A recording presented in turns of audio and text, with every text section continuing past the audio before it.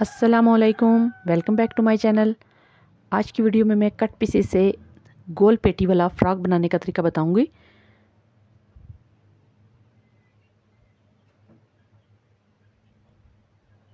तो सबसे पहले मेरे पास जो प्लेन कपड़ा है उसमें से मैं पेटी की लेंथ 8 इंच तक लूँगी।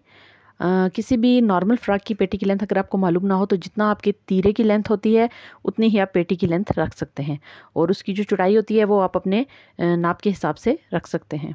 तो यहाँ पे मैंने 8 इंच लंबाई के साथ फ्रॉक के अपर पार्ट की कटाई कर ली है। इसकी चौड़ाई मैं रखने जा रही हूँ, मुझे 12 इंच दरकार है तो 1 इंच का इजाफा करके मैं इसमें रखूँगी सिलाई के मार्जिन के लिए। आप इस तरह डायरेक्टली भी इसकी कटिंग कर सकते हैं, लेकिन अगर आप बैक गले के लिए फोल्डिंग के लिए बटन टेक के लिए कपड़ा साथ ही रखना चाहते हैं तो आप इस तरीके से अंदाज़ा लगा सकते हैं कि ये कपड़ा पूरा होगा या नहीं। ये देखिए, इस तरह से सेंटर में कपड़े को फोल्ड करेंगे और यहाँ से बैक गले के बटन टेक के लिए इस तरह से कपड़े को फोल्ड करके देखेंगे कि इसकी लेंथ पूरी आ रही है या नहीं। तो देखिए इसकी लेंथ पूरी आ रही है फोल्डिंग के बाद भी।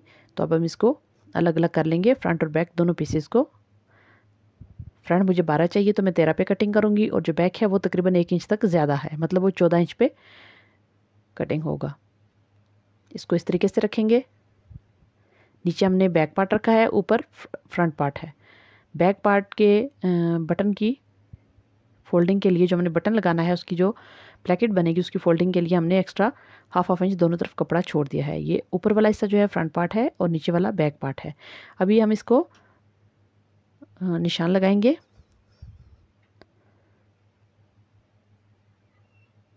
तो सबसे पहले हमारे पास जो तीरे की मेजरमेंट है वो 7.25 इंच है, तो इसमें मैं 0.25 इंच का इजाफा करूँगी। 8 इंच के ऊपर मैं इसकी कटाई करूँगी सिलाई का मार्जिन ऐड करने के बाद। ये जितनी भी कटिंग होती है ये सिलाई का मार्जिन ऐड करने के बाद होती है। आर्म होल की लेंथ मुझे टोटल जो चाहिए वो 5 इंच तक चाहिए, तो मैं 5 इंच तक यहाँ पे सीधी लकीर लगाऊंगी। इसमें किसी भी चीज़ का इजाफा नहीं करूँगी, क्योंकि जब ये गुलाई में जाएगा तो ऑटोमेटिकली वो 1 से 1.5 इंच बढ़ जाएगा, जो कि हमारा सिलाई का मार्जिन कंसिडर होगा। तो दूसरी जो अहम चीज़ होती है वो होती है शोल्डर की डाउन कटिंग। ये जो शोल्डर की डाउन कटिंग है, ये अगर हम ना करें तो आपकी जो फ्रॉक या शर्ट जो भी होती है, डाउन कटिंग ना करने की वजह से वो गले की साइड्स, दोनों साइड्स जो होती हैं, कंधे जो होते हैं वो बिल्कुल खड़े खड़े रहते हैं और उनकी नोकें निकलती हैं। अभी जितनी आपकी शोल्डर की मेजरमेंट है 8, ठीक है, उसको हमने 4 पे रख के फोल्डिंग में पड़ा है, कपड़ा 4 पे रख के कटाई की थी। तो उस 4 का जो निस्फ होता है उतना हम गले की ब्रॉडनेस ले सकते हैं, उतना हम गला खुला काट सकते हैं। तो अगर आपको 2 इंच गला खुला काटना है तो आप 2 इंच के ऊपर कटाई नहीं करेंगे बल्कि 1.5 के ऊपर करेंगे, क्योंकि जब गले के नीचे कपड़ा लग के मुड़ेगा तो वो हाफ इंच तक वैसे ही ज़्यादा हो जाएगा। तो इस बात को आपने लाजिम मद्देनज़र रखना है। 2.25 इंच तक मैंने इसको डीपनेस दी है, क्योंकि उसमें जो हाफ इंच से ज़रा कम है वो तो ऊपर सिलाई में चला जाएगा, तो वो 2 ही गिना जाएगा। अभी ये देखिए पेटी की कटाई मैंने कर ली है। अभी इसके फ्रंट और बैक दोनों नेक की कटिंग कर देंगे। इसको हम सिंपल और रेप कपड़ा लगा के मोड़ेंगे, क्योंकि ये बहुत छोटी बच्ची की फ्रॉक है। अभी जितना आपका फ्रंट गला डीप है उसका निस्फ आप बैक गला डीप ले सकते हैं। फ्रंट मेरा यहाँ पे 2.25 है, 2.5 है या 2.25 है, आप उसका निस्फ कर लें और उतना डीप आप बैक गला ले सकते हैं। ये बच्चों के गलों के लिए याद रखने की बात है। इस तरह से जो हमने फोल्डिंग के लिए एक्स्ट्रा कपड़ा छोड़ा उसको फोल्ड करके फिर कटाई करेंगे। अभी ये बॉटम है, फ्रॉक का घेर बनेगा इससे। तो यहाँ तक तो ये सीधी पेटी की कटाई हुई है। यहाँ पे मैं आज आपको बताने जा रही हूँ कि हम जो गुलाई में पेटी कटती है उसकी कटाई कैसे करते हैं। तो ये देखिए, ये 4 लेयर में कपड़ा आपके सामने पड़ा है, जो फूलदार कपड़ा है, और जो प्लेन कपड़ा है जिससे मैंने पेटी की कटाई की है वो आपके सामने मौजूद है। यहाँ पे मैंने सिलाई का मार्जिन और कमर का निशान लगा दिया है। अभी इस कपड़े को मैंने अलग अलग कर दिया है फ्रंट और बैक दोनों पार्ट के लिए। ये देखिए इसकी लंबाई से ज़्यादा है ताकि इसमें चुनट डाली जा सके, ठीक है। अभी टोटल आपकी आर्म होल की जितनी भी लेंथ है उसके निस्फ पे आप निशान लगा लेंगे। फॉर एग्जांपल आपके पास अगर 5 है तो आप 2.5 इंच के ऊपर निशान लगाएंगे और यहाँ से इसको शेप देंगे गुलाई में। आप इसको वी शेप भी दे सकते हैं। इस तरह से मैं इसको ज़रा सा गुलाई में शेप दे रही हूँ, इतना मैं इसको कट कर दूँगी। यहाँ जब आप कट करेंगे तो दोबारा से जब कपड़ा लगेगा तो हाफ इंच का सिलाई का मार्जिन आपको लाजमी ऐड करना है, उसको अपने माइंड में रखना है कि ये 1/2 इंच हमारा कम हो जाएगा। अभी ये सेंटर से यहाँ इसके साथ जुड़ेगा और जो कपड़ा हमने पेटी की कटाई से निकाला है उसको हम इस तरह किनारे पे, जो ओपन साइड है हमारे घेर की, जो कपड़ा हमने फूलदार कपड़ा रखा है उसके ऊपर रख के कट कर देंगे, वो स्लीव का हिस्सा बनेगा। अगर तो आप टेल फ्रॉक बनाना चाहते हैं तो सिंपली इस घेर को यहाँ तक ले जाके आप चुनट दे दें तो ये टेल फ्रॉक बन जाएगा, ठीक है। लेकिन मैं यहाँ पे गोल पेटी के साथ बिल्कुल स्ट्रेट घेर वाला फ्रॉक बनाने का तरीका बताने जा रही हूँ, तो उसी हिसाब से मैं आपको कटाई करके बताऊँगी। ये जो मैंने एक्स्ट्रा पीस काटा था प्लेन कपड़े का, इसको मैंने फूलदार कपड़े के ऊपर रख के ये देखिए आर्म होल की लेंथ को पूरा कर लिया है। यहाँ तक आप कटाई करके जो सेंटर में कपड़ा बचता है इसको अगर आप पेटी के साथ जोड़ेंगे तो आपकी फ्रॉक जो है वो टेल शेप में बनेगी, दरमियान में से ढलकी ढलकी लटकी हुई महसूस होगी। इस तरह से आप इसको चुनट डाल के आर्म होल की जहाँ तक हमने कटाई पूरी की है वहाँ तक ले जा सकते हैं, तो ये आपकी जो फ्रॉक बनेगी ये टेल शेप में बनेगी, ठीक है। मैं आपको थोड़ा सा रख के बता देती हूँ कि अगर आप इस तरह बनाना चाहें तो आप ऐसे भी सेंटर को सेंटर पे रखेंगे, इस तरह से चुनट देते जाएंगे, तो इस तरह से जो फ्रॉक बनेगी वो सेंटर से टेल शेप में होगी और यहाँ पे आपकी आर्म होल की लेंथ आके पूरी हो जाएगी। इसी तरह दूसरी साइड से भी आप करेंगे और आर्म होल की लेंथ यहाँ पे आके आप पूरी कर लेंगे। लेकिन मैं यहाँ पे गोल शेप में इसको काटना चाह रही हूँ ताकि इसका घेर सीधा बने। जब हमने पेटी को गुलाई दी है तो हमें जो घेर का कपड़ा है उसमें भी इस गुलाई को एडजस्ट करने के लिए कट देना है। वो कट कैसे देना है, ये देखिए आर्म होल की कटिंग आपके सामने पूरी है। ये जो कपड़ा हमने कटाई के दौरान प्लेन कपड़े से काटा है, फ्रॉक के अपर पार्ट से हमने अलग किया है, उस कपड़े को आपने कटिंग कंप्लीट होने तक फेंकना नहीं है। उसी की मदद से हम इसकी गुलाई जो है वो मेंटेन करेंगे। अभी ये देखिए सेंटर ये आर्म होल वाली साइड है, ओपन साइड है कपड़े की, ठीक है, ये बंद साइड है। अभी यहाँ पे हमने कितना इसको कर्व देना है, ठीक है। ये कपड़ा हमने जो कटाई किया था पेटी से उसको इस तरह से, ये देखिए मैं आपको दिखा देती हूँ मैंने कहाँ से इसको कट किया था। ये देखिए ये फ्रॉक का अपर पार्ट है, यहाँ से मैंने इसको कट किया था। इसकी लेंथ जितनी होगी 2 इंच इसकी लेंथ है यहाँ पे, तो यहाँ 2 इंच तक मैं इसको गुलाई दूंगी इस तरह से, और ये गुलाई यहाँ आके आर्म होल की कटिंग जहाँ पे हमने फिनिश की है वहाँ पे आके इसको अपने ख़त्म कर देना है। अभी ये इस शक्ल में कुछ आपके सामने होगा। सेंटर को सेंटर के ऊपर रखेंगे आप और छोटी छोटी चुनट इसके अंदर देते जाएंगे। बिल्कुल आर्म होल की कटाई का कर्व जहाँ तक हमने दिया है वहाँ तक आप इसको चुनट दे के मेनटेन करके सिलाई लगा लेंगे। तो इस तरीके से आप गोल पेटी वाली फ्रॉक जो है वो बना सकते हैं। अभी आस्तीन की कटिंग करेंगे। आस्तीन के लिए मुझे 9 इंच लंबाई की आस्तीन दरकार है और आर्म होल की लेंथ 5 इंच मुझे दरकार थी। उसमें मैं 1 इंच का सिलाई का मार्जिन का इजाफा करके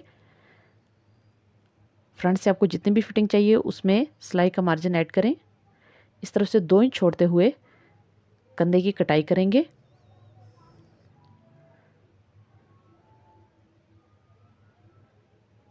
इस तरह से इसकी कटाई कर देंगे और यहाँ से जितना हमने निशान लगाया है वहाँ तक इसको तिरछा काट लेंगे। और ये जो बीच की गुलाई है कर्व की, ये हम इंशाल्लाह सिलाई के अंदर इसको एडजस्ट कर लेंगे। आस्तीन के बाद जो प्लेन कपड़ा है मेरे पास उससे मैं इसके ट्राउज़र की कटिंग करूँगी।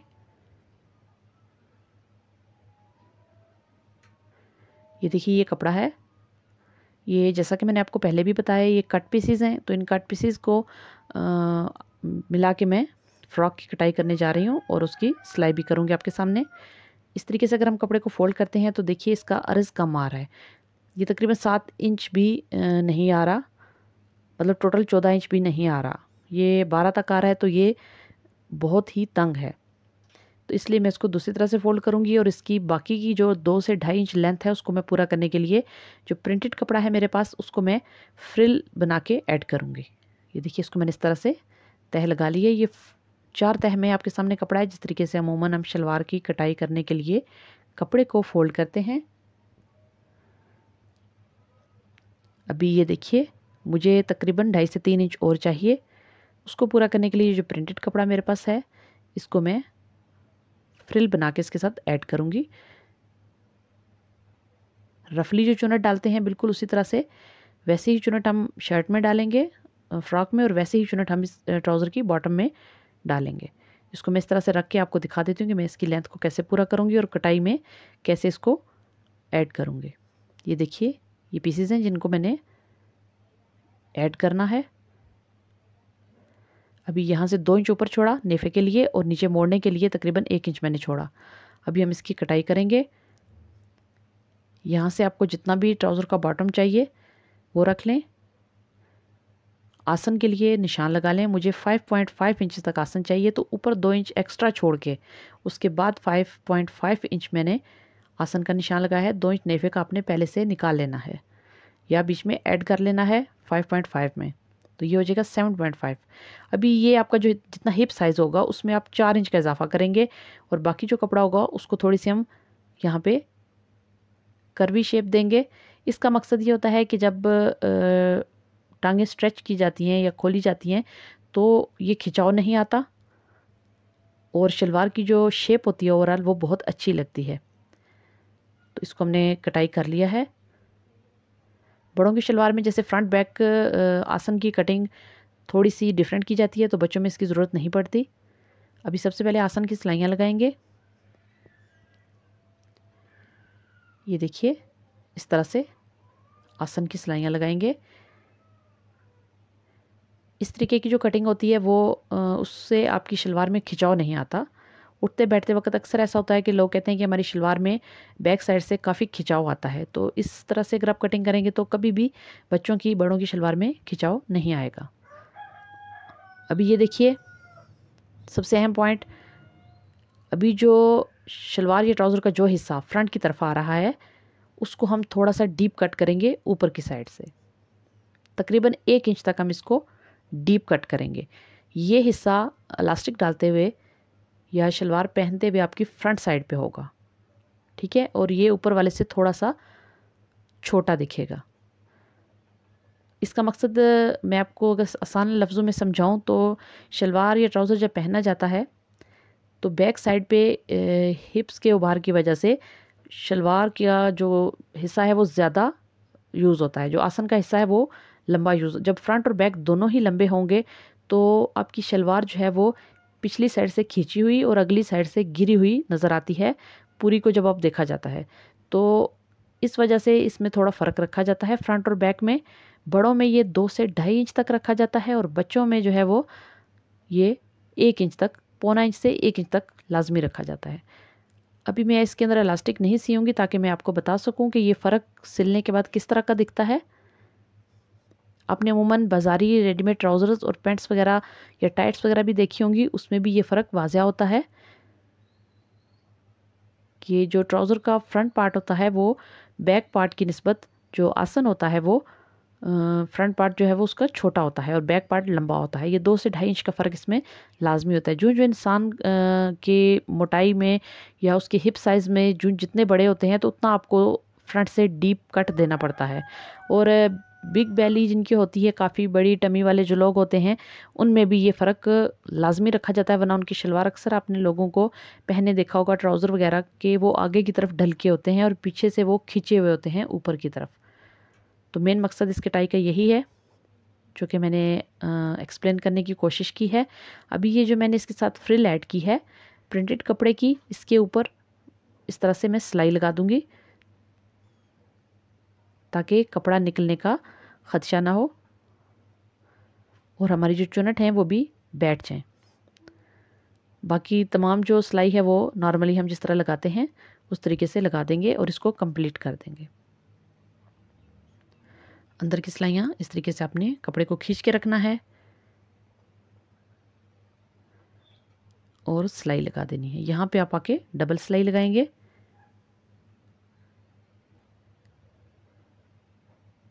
और इसको कंप्लीट कर लेंगे। तो सिलने के बाद लास्ट में मैं इंशाल्लाह आपको दिखाऊंगी कि इसमें कितना फ़र्क है और वो क्यों रखा गया है।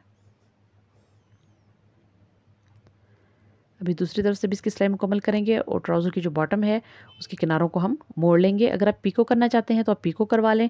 पीको करवाने से इसकी लुक और भी ज़्यादा अच्छी आएगी क्योंकि वो मुड़े मुड़े किनारे लगेंगे, बहुत प्यारे लगेंगे। इसकी फ्रिल जो है वो बहुत अच्छी लगेगी। सिलाई मुकम्मल करने के बाद हम इसमें कट लगा लेंगे। अभी ये ओरेब कपड़ा, इस तरीके से आप, चूँकि मेरे पास कपड़े के टुकड़े नहीं बचे, तो इस तरीके से आप कोई भी कपड़ा लें, उसको इस तरह से तिरछा फोल्ड करें और चेक करें खींच के कि उसके अंदर कितनी लचक है। जितनी ज़्यादा लचक होगी उतना ही गला वगैरह बनाने के लिए या कहीं पे भी पाइपिंग वगैरह देने के लिए आड़े कपड़े के ऊपर ये इस्तेमाल होती है। अभी ये देखिए, इस तरह कपड़े को खींच के अब चेक करते हैं कि इसमें कितनी लचक है। अभी ये फ्रंट और बैक फ्रॉक के अपर पार्ट हैं दोनों। ये जो कपड़ा हमने एक्स्ट्रा छोड़ा था बैक गले के लिए, बटन वगैरह के लिए या हुक वगैरह लगाने के लिए, उसको पहले से मोड़ लेंगे और इस तरह से दोनों को एक दूसरे के ऊपर सीधा कपड़ा रख के हम इसकी शोल्डर्स की सिलाइयाँ लगा लेंगे। दोनों सिलाइयाँ, ये दोनों सिलाइयाँ लगाएंगे। ये दोनों सिलाइयाँ लग चुकी हैं। अभी जो रेप पट्टी हमने तैयार की है, क्रॉस फैब्रिक की जो पट्टी तैयार की है, उसको हम कपड़े की सीधी साइड पे रख के दोनों गलों, फ्रंट और बैक दोनों गलों को जो हमने जोड़ दिया है, एक कोने से स्टार्ट करेंगे और दूसरे कोने तक ले जाके इसको ख़त्म करेंगे इस तरह से सिलाई लगा के। ये देखिए, ये बैक साइड से हम इसको स्टार्ट करेंगे और इस तरह से सिलते हुए इसको दूसरी साइड पे ले जाके ख़त्म कर देंगे। स्टार्टिंग पे आपने हाफ इंच तक कपड़ा लाजमी छोड़ना है ताकि जब हम इसको मोड़ें तो उसके किनारों में अच्छी फिनिशिंग आए।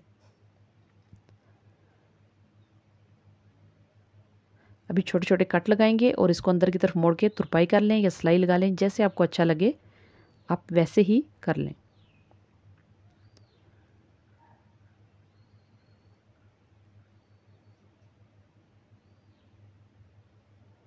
अभी ये घेर है, सेंटर में हमने पेटी पे भी निशान लगाया है और फ्रॉक के घेर पे भी निशान लगाया है। अभी इस तरह से हमने इसको चुनट देनी है और यहाँ आर्म होल तक ला के इसको ख़त्म कर देना है। ठीक है, बिल्कुल रफली जो चुनट होती हैं इस तरह से पकड़ते जाएंगे। किनारे पे कपड़े को पहले से मैंने एक हाथ से पकड़ लिया है ताकि मुझे अंदाज़ा हो कि मेरे पास कितना एक्स्ट्रा कपड़ा है और मैंने कितनी कितनी चुनट इसमें देनी है। बिल्कुल रफली चुनट दे रहे हैं हम। इस तरह से दोनों साइड्स पे, फ्रंट और बैक पे आप घेर को अटैच कर लें पेटी के साथ।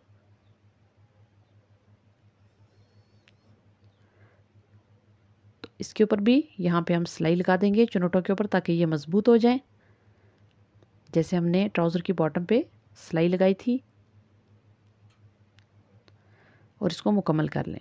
अभी अंदर की सिलाइयाँ और आस्तीन जोड़ने के बाद मैंने इसको मुकम्मल कर लिया है और ये आपके सामने, ये देखिए, ये जो लचक आपको नज़र आ रही है कटाई की वजह से, इसमें जो फ्लेक्सिबिलिटी है आसन वाली जगह पे, आप इसको देखिए, ये इंशाल्लाह कभी भी खिंचाव से नहीं फटेगी। और ये जो फ्रंट और बैक आसन का आपको डिफरेंस नज़र आ रहा है, ये जो हिस्सा कम है, जो छोटा हिस्सा है बैक से, ये देखिए, ये जो कर्व है ये लचक जो होती है कपड़े में उसमें इजाफा करता है।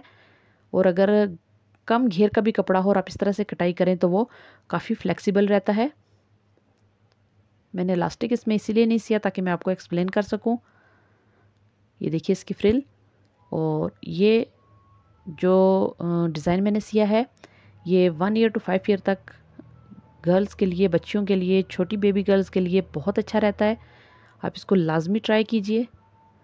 आप चाहें तो इसके ऊपर हाथ से एम्ब्रॉयडरी वगैरह भी कर सकती हैं या कोई भी बीड्स वगैरह या नग वगैरह भी इसमें लगा सकती हैं। ये देखिए इस तरह से, ये मैं एक आइडिया देने जा रही हूँ आपको। आप इस तरह से इसको लगा के इसकी खूबसूरती में इजाफा कर सकती हैं। उम्मीद करती हूँ आपको आज की वीडियो अच्छी लगेगी। मज़ीद ऐसी वीडियोज़ के लिए मेरे चैनल को सब्सक्राइब करना हरगिज़ ना भूलें। बहुत शुक्रिया। अल्लाह हाफिज़।